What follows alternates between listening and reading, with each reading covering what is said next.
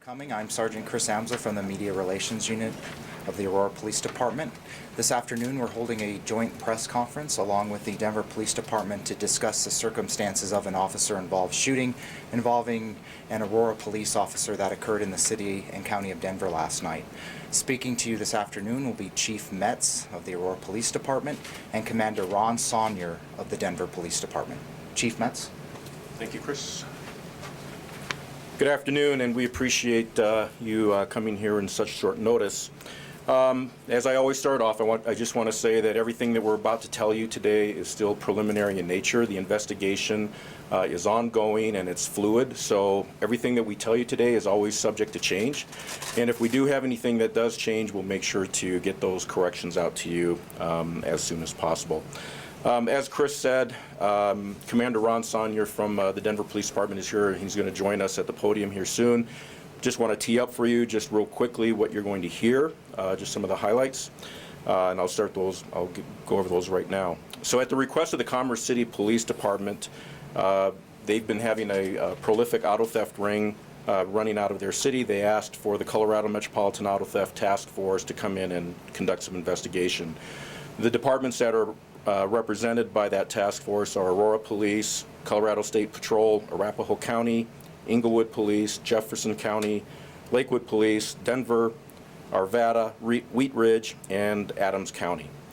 During this situation, our officers, and in this particular situation it was two of our officers from the Aurora Police Department and an officer from Colorado State Patrol, were following one of the members of the ring who was driving a stolen white Honda. Officers were following the white Honda for a while, and the Honda pulled into a UPS lot where the driver basically abandoned the vehicle. They then noticed a black Acura speed away from the UPS lot, and they assumed or presumed that the driver may be the person they were following. They followed this black Acura for several blocks. At one point, right near the intersection of 45th and Ivy, that vehicle tried to make an evasive movement, and in doing so, ended up high-centering itself on a snowbank, and the vehicle was pinned in by both one of our Aurora police officers and a trooper from the Colorado State Patrol. The Aurora police officer exited his car. He drew his gun. The suspect exited his car as well. The Aurora officer identified himself as a police officer and ordered the suspect not to move. It appears at some point in there the officer may have lost his footing, and in doing so fired one shot. The officer immediately acknowledged that the shooting was unintentional and actually put over the air that they had an unintentional shooting and requested medical aid for the driver. The trooper from the Colorado State Patrol provided immediate medical aid until medics arrived. The subject was taken to the hospital and he is expected to survive. Denver police responded to the scene along with Aurora investigators as part of our new joint officer-involved shooting protocol. And because the incident occurred in Denver, the Denver Police Department will have primary responsibility over that investigation, and the case will be referred to the Denver District Attorney. All the officers, including the officer who fired a shot, provided statements last night. And as per department protocol, the officer has been placed on administrative leave pending the outcome of the investigation. So what I'd like to do now is introduce Commander Ron Saunier from the Denver Police Department to provide a little bit more detail and answer any questions that you may have. Thank you. All right. Thanks, everybody. Like I said, shortly before 8 o'clock last night, Denver Police Department was notified via the MetroNet through radio that officers were requesting the Code 10 cover on the accidental or unintentional discharge with a party struck. Denver Police, the District 2 officers responded there, contacted the detectives with the task force. Ambulance was requested. First aid was already being rendered at that time.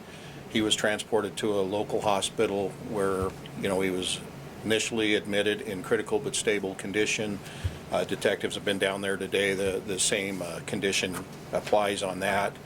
Like the chief said, officers, what we learned last night is that the metro area task, or the The Auto Theft Task Force were working a incident in Commerce City, working on a trouble address, working on some auto theft suspects. They located one of the parties, began following it. That party pulled into a parking lot where he immediately exited that car. The team, who was all in unmarked cars, did surveillance into that parking lot. He was not seen in the car. They started watching, observed a party that matched the description who was driving that car. He then disappeared shortly after that. The vehicle, as the chief said, wound up speeding out of the parking lot, continued down the way, did pretty close to what you would consider maybe some burn runs, was turning and driving around the block on 48th or 52nd down to Dahlia, back up 48th, and then on Ivy, headed down that way. When he attempted to make the U-turn, the officers wound up using a kind of forced stop and kind of pinned him at that location. For those that were at the scene last night, you'll know it was very cold and icy and slippery. You can see, you know, the stop itself happened up on a hill portion on the side of the sidewalk, I think, which played a part, you know, in the officers' actions that happened there. We did have the one round that was unintentionally fired that did strike the suspect, and he was taken into custody and transported from there. So, like I said, I still have detectives out at the scene right now, still processing the scene. We worked through the early morning hours in conjunction with the protocol with the Aurora Police Department, the Denver DA's office, and we'll continue with the investigation. With that investigation, we will put everything together. The DA's office does respond out with us and was out at the scene. So once our investigation is complete, that package will be turned over to them for the legal review, and a decisional letter will be issued, reference that, as far as, you know, if there's any legal charges or anything like that. Once that decision letter is made, that file will be made available at the DA's office for review and such. So, open it up to... Is the suspect still in the car or out of the car? Information that we have is that he was out of the car. What kind of So- protocol do you guys have for unintentional shooting? Is that something you go over, or what? As far as protocol, we're going to handle that shooting. Anytime a police officer discharges a firearm and a party's, you know, struck or endangered, whether intentionally or unintentionally, we're going to handle that the same way. Was So the officer- individual who was struck, you said you thought he may have been driving that white car. Was he the individual that got in the black Acura then? So were they correct in following him? Yes, sir. From the Does he have any information we... weapon? Oh, I'm sorry. Oh, Finish no. your answer. I was just going to say, from the information we have, yes, he did leave the white Civic and did get into that car. Is any pending charges against him being investigated? Yes, the Commerce City Police Department is looking into the auto theft aspect of this and the incident that led up to this, so there will be more than likely pending charges coming out of them. My detectives have been in contact with them, and they're working on that case. So yes, they do that. The suspect also had 2 outstanding warrants, one out of Arvada for basically motor vehicle theft, failure to appear on motor vehicle theft, aggravated ×2, burglary tools on that one, and then he also had another warrant out of Jefferson County for similar charges, the motor vehicle theft, burglary tools, driving under restraint, DUI. So it's one shot, and is he still in critical, and where was he shot? Yeah, anybody that goes to the hospital, what I was told or updated this morning is he's still in critical condition but stable condition. And I was, you know, this area that he was shot is kind of the upper left quadrant, is what I was informed. Did he Did he have any weapon at the time or that he showed, or one that was found later? We don't have any indication at this time of that. So no, Okay. he didn't have one. No. Can you help us explain how the gun was fired? So does the officer lose his foot and his hand hit the ground and then it's fired, or is it fired as he's falling? Like I said, it's an unintentional. I think the footing plays a part in this. I don't want to go into great details about the officer's statement, but as he's there, he is using a weapon-mounted flashlight in addition on that, and then, you know, it wound up being an unintentional. So, like I As a said, you result can of- base... As a result of hitting the sidewalk, or? No, I think it's just stumbling or possibly stumbling or losing your footing. So we don't. I don't mean to cut you off. Did he physically pull the trigger, or did the weapon hit something and go off? The weapon did not hit something and go off, so it's not like the weapon was dropped or hit the ground and went off. From the information that we received. And just to clarify, as soon as it happened, other guys in the car and him and that officer too got on the radio and explained what happened and how. The officer was immediately on the air, which was on their channel that they were doing, immediately called that out. That information was also, relayed to the Denver Police Department via MetroNet, at least based on what I saw from the CAT. I have not heard any of the radio transmissions. That's part of the investigation that we're still going on, but based on the multiple witness officers that were involved in this incident, yes, it was almost immediately called out. Was the suspect the only one in the car? Yes. And for the three law enforcement officials, it was one Colorado State Patrol trooper in his own vehicle, and then was it two APD officers in the same vehicle or drive separate? We have the one APD officer that was driving separately in his car. The other Aurora officer that was involved is also on that task force. So, How long have they each been members of the task force? And as task force members, does that mean they're permanently working there, or do they go back and forth between APD assignment? I would have to defer to the chief on that particular one. Thank you. So that's a good segue into a couple things I'd like to share with you. So a little bit about the officer. The officer is a 16-plus year member of the Aurora Police Department. He lateraled here from another agency. He has no prior officer-involved shootings. He's been part of various metropolitan task forces over the last 6 years, assisting fellow officers and law enforcement partners. He is a recognized expert in auto theft investigations and other pattern crimes. He's made hundreds of arrests, and again, this is his first officer-involved shooting. And everything I've been told is that he's incredibly well respected, both within the Aurora Police Department and with our local law enforcement partners. The next steps right now, as far as the investigation and what's going to be happening, the Denver Police Department will take primary responsibility of the investigation. We've made that clear. The case will be referred to the Denver District Attorney. I've ordered an immediate start of an internal investigation, and if it's deemed necessary, the case will be referred to the city's independent review board.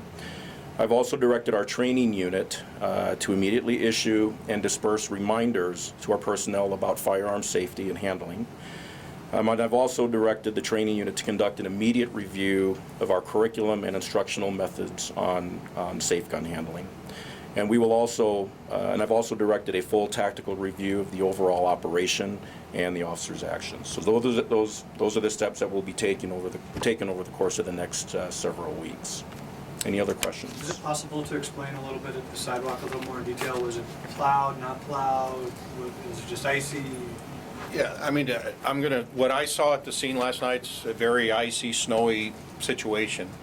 I'm not even sure that the sidewalk played a part in this or whether there was a sidewalk, because everything was covered with snow and kind of even built up with the cars there very close together for those that, did respond to the scene, and you could see, how close they were. They were up on, as one described, kind of the hill or knoll area.